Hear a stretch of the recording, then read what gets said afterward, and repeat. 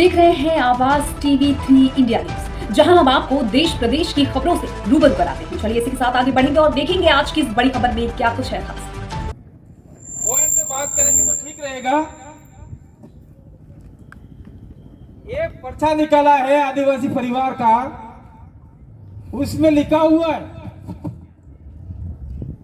ये 4 नंबर का पॉइंट है, यूडीए, जिसके लिए अमित खराड़ी ने 2 साल पहले एक लंबा सा अभियान चलाया था और कपड़ा धुले से लेके उदयपुर तक पहुंच जाए, इतने साइन कर करके अंगूठे मार मार के हमने कलेक्टर को, प्रशासन को दिया था और ये प्रशासन गूंगा बेहरा अंधा उस कपड़े को नहीं पढ़ पाया और यूडीए लगा दिया। और यूडीए लगा दिया था, अपना मनगन क्या होता है, यूडीए है हो, कोई ऐसा पता नहीं है।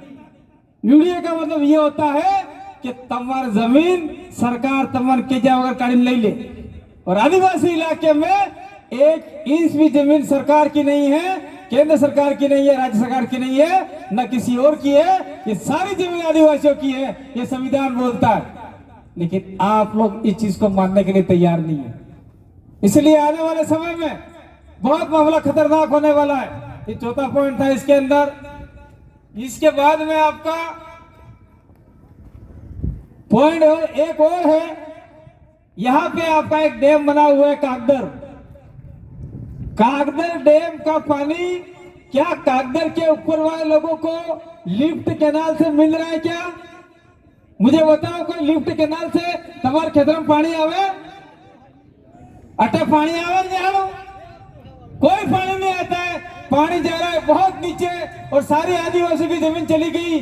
तो हमारी मांग ये है कि कागदर का पानी पहले आसपास के सारे गांवों को मिलना चाहिए, उसके बाद में बचे तो सबको मिलना चाहिए, नहीं तो बंद कर दो पानी। और मैं बंद करवाऊंगा हूं।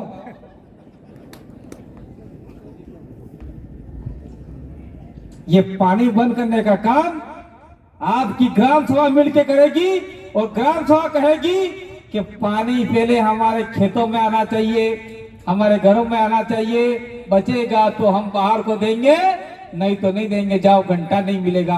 अगर इस दिन आपने कहना चालू कर दिया तो सरकार भी आपके पास आएगी और जहां जहां नालियां नहीं बनी है, सिंचाई के लिए पानी नहीं निकल रहा है, वह हमारा नालियां बना के आपके गांवों तक पानी पहुंचाने का प्रयास करेगी। प्रयास क्या, पानी मिल जाएगा। और ये पानी खाली और खाली कोई राजनीतिक पार्टी नहीं दिला सकती, न बीजेपी, न कांग्रेस, न वो, न ये, कोई पार्टी नहीं दिला सकती। खाली और खाली आदिवासी परिवार, बिल प्रदेश और आदिवासी समुदाय दिला सकता है।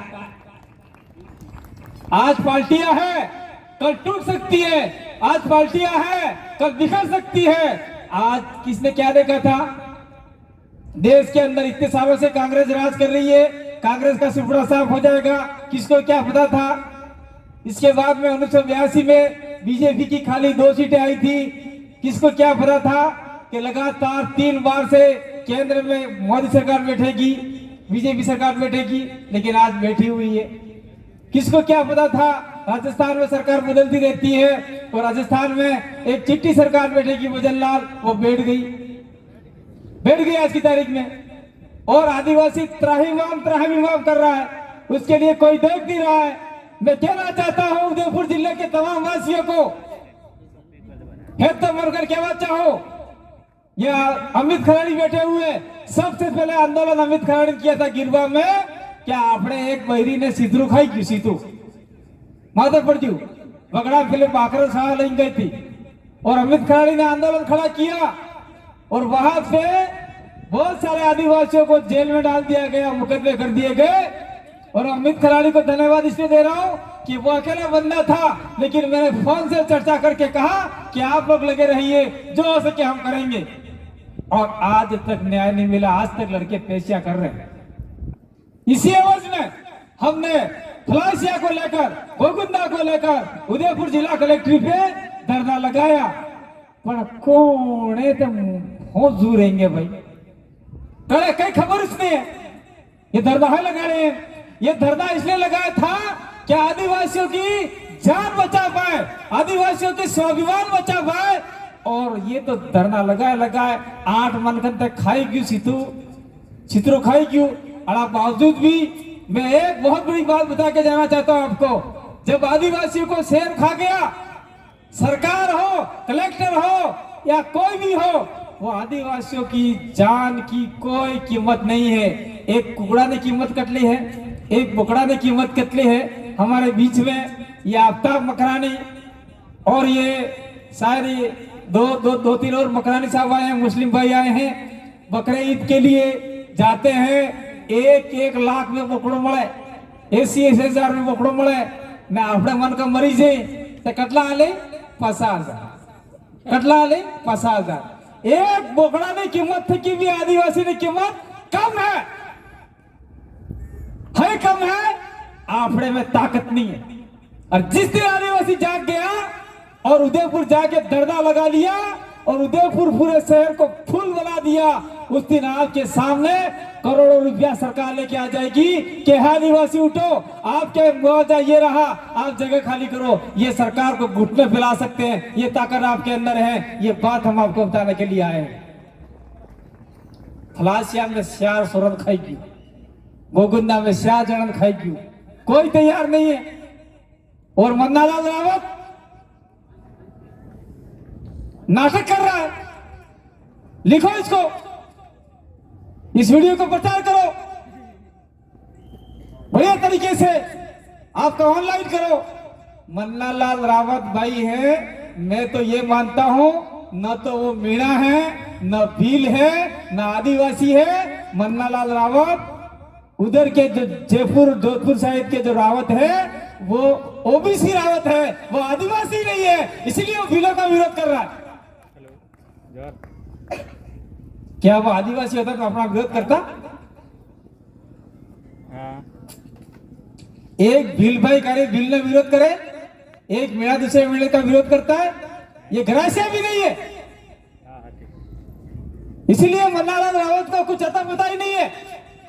मानगढ़ के पेपर पर क्या हुआ, केसराजी दुर्ग के अंदर क्या हुआ, मंदिर के लिए कौन मरा, कोई खबर नहीं है। और आप लोगों ने उसको चाट खाकर दारू पीकर वोट दे दिया और उसको जिता दिया, और आज आपके पिछवाड़े पे लात मार रहा है। मैं तो कहता हूं, आपके गांव के अंदर, आपके ब्लॉक के अंदर, आपके विधानसभा के अंदर वो आदमी आता है तो काले झंडे दिखाना स्टार्ट करो। बना कौन से, कोई जरूरत नहीं ऐसे आदमी की जो हमारे समाज को बदनाम करता है। मेरे को अभी सवेरे से आ रहा था, एक भाई ने कहा कि मुझे आपका इंटरव्यू लेना है। मैंने कहा मैं इंटरव्यू नहीं दूंगा। ये शायद हमारे सागवाड़ा के भाई थे। मैं इंटरव्यू नहीं दूंगा। आपको क्यों नहीं दूंगा? कि मन्नालाल रावत सही बोल रहा है। क्या सही बोल रहा है? कि भील प्रदेश के लिए आंदोलन नहीं था, और नहीं था मन्नालाल के हिसाब से नहीं था, क्योंकि मन्नालाल रावत भील ही नहीं है, इसलिए वो कहेगा भाई भील होता कहता नहीं, भीलों के लिए आंदोलन था। आज देश के आदिवासी सोचते हैं डूंगरपुर, बांसवाड़ा, प्रतापगढ़, उदयपुर, दक्षिण राजस्थान के आदिवासियों की ओर देश के आदिवासी टक टक निगाहों से देखे हुए हैं कि यहाँ पर कोई तो है जो आदिवासियों को जगा रहा है। यहाँ स्प्राइट की तरह आदमी आगे बढ़ रहे हैं, आदिवासी को अधिकार को लेके सड़क से लेके संसद तक पहुंच गए, सड़क से लेके विधानसभा तक पहुंच गए। ऐसे यहाँ पे आदिवासी पैदा हो रहे हैं। टंटिया भील की संतान है, पुंजा भील की संतान है, वीर कालीबाई कलासवा की संतान है। ये सारे आदिवासी अपने आप में एक मुट्ठी में होके लड़ाई लड़ रहे हैं, और हमको भी साथ में जाना चाहिए। आज देश का आदिवासी, चाहे छत्तीसगढ़ का हो, चाहे झारखंड का हो, चाहे उड़ीसा का हो, चाहे नॉर्थ ईस्ट का आदिवासी हो, सारे आदिवासी हमको बुला रहे, आप हमारे इलाके में आओ। हमने कहा कि हमने किसी को नहीं बुलाया, हमें खुद जाग गए, और जागने के बाद में हमने तैयार किया, और तैयार करने के बाद में हमने संसद में भेजे, विधानसभा में भेजे हमारे लोग, और हमारे अधिकारों की आवाज उठा रहे हैं। इसलिए मैं कहना चाहता हूं, अभी ये राजनीतिक मंच नहीं है, ये सामाजिक मंच है। अभी हमारे लोगों ने कहा था आपकी संस्कृति बचाओगे तो आदिवासी जिंदा रहेगा, अगर आपकी संस्कृति खत्म कर दी तो आदिवासी ही खत्म हो जाएगा। फिर कौन सी जल जंगल जमीन, कौन से अधिकार, कौन से आरक्षण के लिए लड़ोगे? सब आपके अधिकारी खत्म कर दिए जाएंगे तो आपका सारा मामला खत्म हो जाएगा, जीरो हो जाएगा। और मैं कहना चाह रहा हूं, कि यहाँ का जो आपका एमबीसी का जो गठन हुआ था, ये हम बैठे हुए परवीन परवार वहां बैठा हुआ है। परवीन परवार ने 2 बार चुनाव लड़े, वो आदिवासी परिवार के साथ में हमारे साथ कंधे से कंधा पहले काम कर रहे थे परवीन परवार, और उसको हमने आगे किया और वो हाईकोर्ट के अंदर केस लगाया, और केस लगाने के बाद में जब काकी डुंगरी कांड हुआ तब यहाँ से एमबीसी को भगा दिया अजमेर के साइड में, और हाईकोर्ट ने फटकार लगाई सरकार को कि यहाँ की जमीन जो मेवाड़ बिल कोर है वो जमीन आपके यहाँ के आदिवासियों की है, यहाँ पे राजस्थान पुलिस नहीं ले सकती, और वो जमीन वापिस आपको मिली। और मैं कहना चाहता हूँ यहाँ पर आप लोगों सबको, अगर आपके बच्चे पढ़ाते हो तो सरकार को कह दो कि एमडीसी के अंदर यहाँ का स्थानीय आदिवासी के साथ में, हमारे साथ में जो रह रहा है उनकी भर्ती होनी चाहिए। बाहर के लोगों को बैठ करो और जो यहाँ भर्ती करने आए उसको भगाओ यहाँ से, कोई जरूरत नहीं है यहाँ पर। आपके बच्चे नौकरी के लिए दूसरी जगह जाएं, परीक्षा देने के लिए दूसरी जगह जाएं। कल परसों देख लो सलूमर के अंदर 4-5 बच्चे एक्सीडेंट के साथ में मर गए। क्या दिया सरकार ने?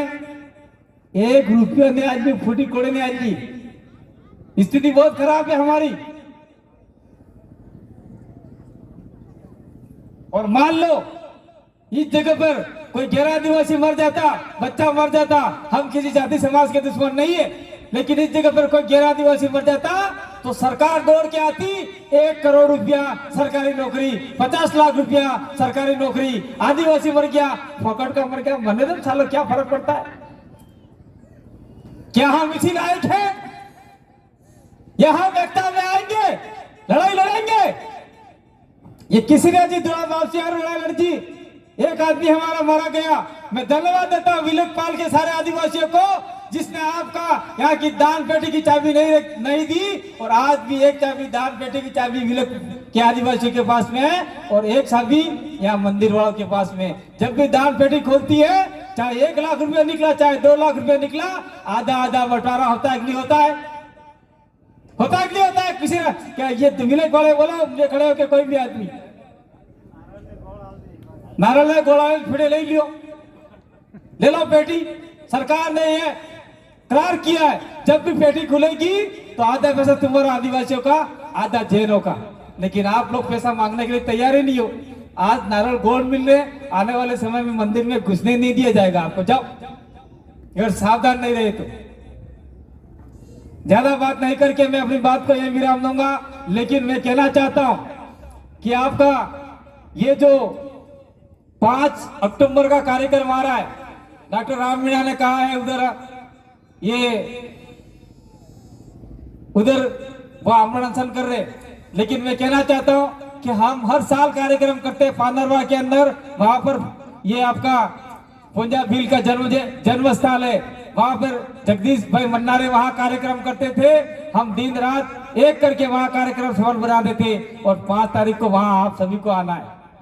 और इसके बाद में, इससे पहले हम लोग, एक बालिका थी आदिवासी जो भीलवाड़ा के अंदर मूक बधिर, मोड़े बोबड़े, काने बेरे, एवी सूरी हाथी, एक राजपूत समाज नो डोहो, 58 साल नो डोहो, इन्हें इज्जत लूटी नाखी, कपड़ा फाड़ी नाख्यो ने, इन्हें हमारा केस करवा हारू पुलिस वाला तैयार नहीं भाई।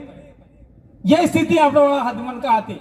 એટલે અમે 2 तारीख के नाड़े मेरा खुला चैलेंज है, राज्य सरकार हो, कोई भी सरकार हो, रोकना चाहे तो रोक लेना, कांतिबा आदिवासी जरूर विलोड़ा जाएगा और उस बच्ची के लिए लड़ाई लड़ेगा। मैं देश के किसी कोने में हो या राज्य के किसी कोने में हो, हमारे आदिवासी के साथ में कोई भी मजलूम होता है, अत्याचार होता है, मैं जरूर पहुंचता हूँ। साथ साथ में यहाँ का एससी है, आपका ओबीसी है, आपका माइनॉरिटी है, जो हमारे साथ में सैकड़ों साल से रहता आया है, उनके साथ में भी शोषण अत्याचार होगा तो निश्चित रूप से हम कंधे से कंधा मिला के लड़ाई लड़ेंगे। ये बात मैं कहना चाहता हूँ। ज्यादा बात नहीं करके, थावर चंद डामर अभी एमएलए साहब बोलने बाकी है, उमेश डामर एमएलए साहब बोलने बाकी है, जय कृष्ण पटेल એટલે પેલા पटेल नहीं भाई हो, वो मैंने पहले ही कहा है, जो पटेल इनकी पदवी है, जैसे आपने गवेती है, खराड़ी को लोग उधर गवेती बोलते हैं, तो उसको जय कृष्ण पटेल साहब डेंडोर क्या हो? ये डेंडोर है, अधिकतर बांसवाड़ा के डेंडोरों को पटेल बोलते हैं, तो ये आदिवासी पटेल हैं। वो बाकी है, दिनेश भाई खानन बाकी है, एक महिला बाकी है और हमारे डूंगरपुर से आए कुछ साथी बाकी है। इन सब की बात सुन के जाओगे।